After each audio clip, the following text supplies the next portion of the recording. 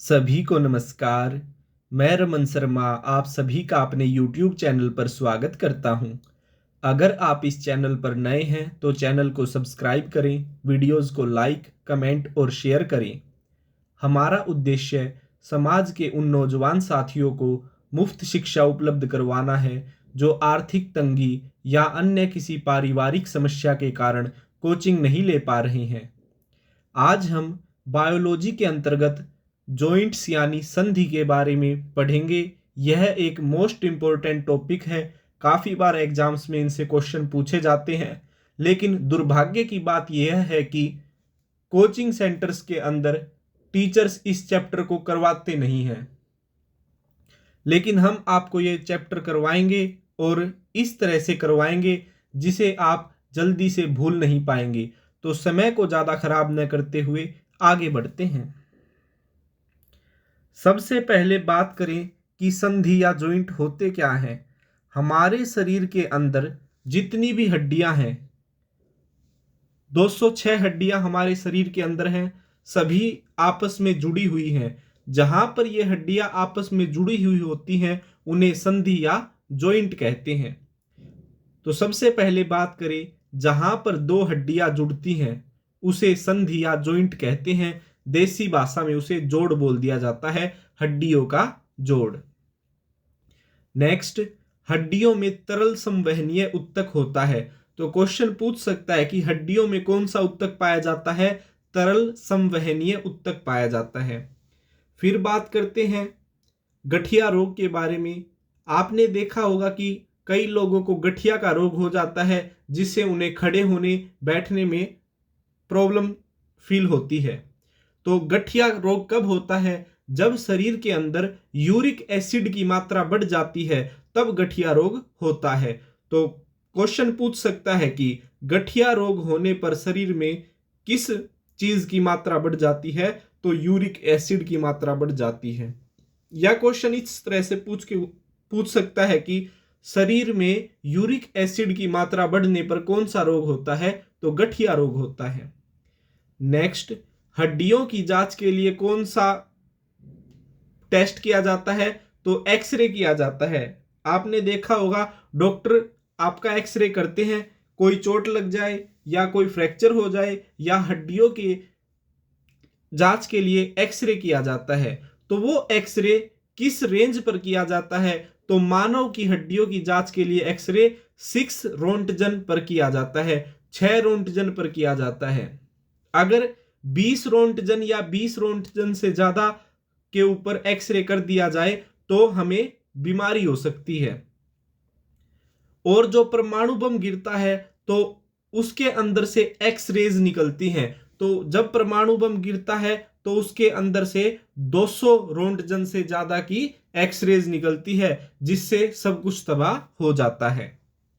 अब बात करते हैं कि एक्सरे की खोज किसने की थी? तो एक्सरे की खोज रोंटजन ने की थी और उन्हीं के नाम पर एक्सरे की को मापने की इकाई रोंटजन मानी जाती है। तो मानव के हड्डियों का एक्सरे करने के लिए किस इकाई पर एक्सरे किया जाता है? तो 6 रोंटजन पर किया जाता है। नेक्स्ट, मांसपेशी व अस्थि को जोड़ को क्या कहते हैं? जहां पर हड्डी और मांसपेशी एक दूसरे के साथ जुड़ती हैं उसे टेंडन कहा जाता है। तो क्वेश्चन पूछेगा कि मांसपेशी और अस्थि के जोड़ को क्या कहा जाता है? टेंडन कहा जाता है। नेक्स्ट बात करते हैं, अब हड्डी से हड्डी का जोड़ जब होता है तो उसे क्या कहा जाएगा? जब एक अस्थि दूसरी अस्थि के साथ जुड़ती है तो उसे लीगामेंट कहा जाएगा। अब बात करते हैं हाँ अस्थि किसे कहा जाता है। एटलस के बारे में हम आपको पहले बता चुके हैं। किस चैप्टर के अंदर? मानव के कंकाल तंत्र के बारे में जब हमने पढ़ाया था उसके अंदर बता चुके हैं, लेकिन फिर से बता रहे हैं। एटलस होती है हमारी रीढ़ की अंदर, रीढ़ की हड्डी के अंदर जो सबसे ऊपर वाली हड्डी होती है उसे एटलस बोला जाता है। यह एटलस हड्डी हमारी खोपड़ी को सहारा प्रदान करती है। इसी एटलस हड्डी को हाँ अस्थि कहा जाता है। क्यों कहा जाता है? इंग्लिश में बोले तो यस बोन। यस बोन या हाँ अस्थि क्यों कहा जाता है? क्योंकि जब हम हाँ के इशारे में अपनी गर्दन को ऊपर से नीचे की तरफ हिलाते हैं तो इसी हड्डी की सहायता से हिलाते हैं। तो हाँ अस्थि या यस बोन किसे कहा जाएगा? एटलस को कहा जाएगा। रीढ़ की हड्डी के अंदर ही सबसे ऊपर वाली हड्डी को एटलस कहा जाता है और उससे नीचे वाली हड्डी को एक्सिस बोला जाता है। इस एक्सिस हड्डी की सहायता से हम दाएं से बाएं गर्दन को ना के जवाब में हिलाते हैं, तो इसे ना अस्थि या नो बोन कहा जाता है। नेक्स्ट, बच्चों की अस्थियों में कार्बनिक पदार्थ अधिक होते हैं। तो सीधा सा क्वेश्चन पूछेगा कि निम्नलिखित में से किन की हड्डियों या अस्थियों में कार्बनिक पदार्थ अधिक होते हैं? तो ऑप्शन होंगे पुरुष, महिला, बच्चे या बुजुर्ग। तो आपका आंसर होगा बच्चे। अब बात करते हैं संधि या जॉइंट कितने प्रकार के होते हैं। तो संधि या जॉइंट मेनली 3 प्रकार के होते हैं: immovable joints, slightly movable joints, freely movable joints. अब इन तीनों के बारे में हम विस्तार से जानेंगे। तो सबसे पहले बात करें इमूवेबल जॉइंट्स के बारे में। जैसे कि इसके नाम से ही पता लग रहा है, इमूवेबल जॉइंट्स वो होते हैं जो एक जगह फिक्स रहते हैं, वो हिल नहीं सकते हैं। इनको फाइब्रस जॉइंट्स भी कहा जाता है, हिंदी में रेशेदार जोड़ बोला जाता है। तो ये कहाँ कहाँ पाए जाते हैं? ये होते हैं एक तो हमारे दांत में। दांत एक जगह पर फिक्स है, दांत बार बार नहीं हिलते, हिलते तभी है जब ये गिरते हैं। तो दांतों के अंदर रेशेदार जोड़ पाए जाते हैं। और जो हमारी खोपड़ी होती है, जिसके अंदर हमारा मस्तिष्क सुरक्षित रहता है, उसके अंदर भी रेशेदार जोड़ पाए जाते हैं। हमारी जो खोपड़ी है वो हिल नहीं सकती, एक ही जगह फिक्स रहती है। अब बात करते हैं स्लाइटली मूवेबल जॉइंट्स के बारे में। जैसे कि इसके नाम से पता लग रहा है, ये थोड़े बहुत हिल सकते हैं लेकिन पूरी तरह से हिलडुल नहीं सकते।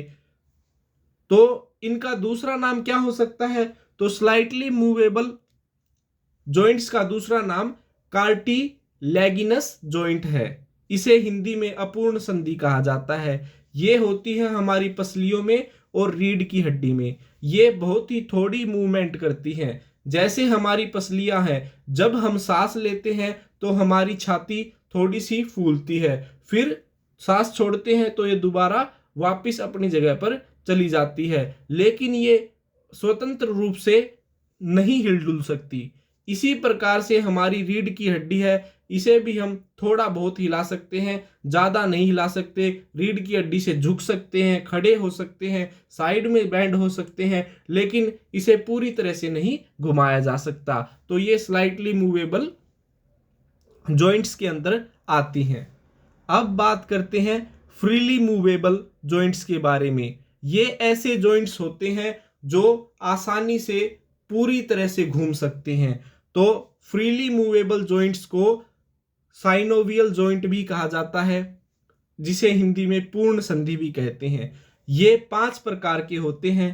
पहला है बॉल एंड सॉकेट जॉइंट, फिर आता है सैडल जॉइंट, फिर हिंज जॉइंट, फिर पीवट जॉइंट और फिर ग्लाइडिंग जॉइंट।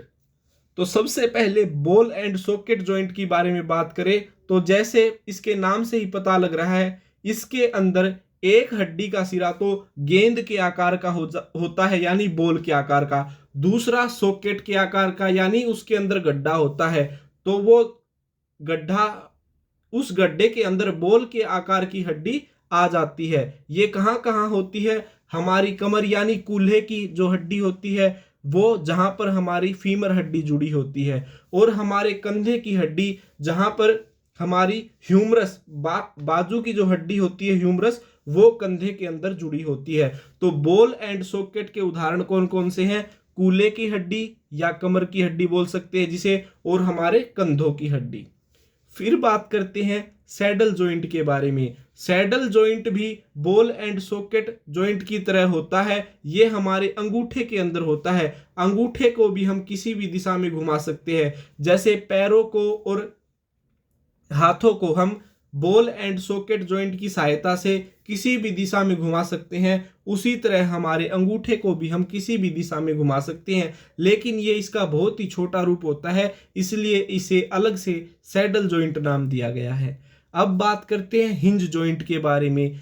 हिंज का अर्थ होता है कब्जा, यानी ये कब्जे होते हैं। जैसे हमारे गेट के अंदर कब्जा लगा होता है, गेट के अंदर छोटी छोटी 3 सॉकेट लगी होती है जिससे गेट खुलता और बंद होता है, तो उससे सिर्फ एक ही तरफ गेट खुल सकता है, दूसरी तरफ नहीं खुलता। इसी तरह से हमारे शरीर के अंदर भी हिंज जॉइंट जहां पर होता है वो एक ही तरफ मूव कर सकता है। जैसे हमारी कोहनी का जोड़, घुटनों का जोड़, कोहनी सिर्फ हमारे शरीर की तरफ खुल सकती है, कमर की तरफ नहीं खुल सकती। ऐसे ही पैर पीछे की तरफ मुड़ सकता है, हमारे आगे की तरफ नहीं मुड़ सकता। इसीलिए कोहनी और घुटने में हिंज जॉइंट पाया जाता है। अब बात करते हैं पीवट जॉइंट के बारे में। पीवट जॉइंट गर्दन के अंदर पाया जाता है। एटलस और एक्सिस हड्डी यहीं पर मिलती है, जिसे मैं आपको समझा चुका हूं, आप समझ गए होंगे। अब बात करते हैं ग्लाइडिंग जॉइंट के बारे में। ग्लाइडिंग जॉइंट हमारी कलाई और टखनों में पाया जाता है। तो ये जॉइंट्स के बारे में हमने पढ़ा। आशा करता हूं आपको यह वीडियो पसंद आई होगी। धन्यवाद। जय हिंद, जय भारत।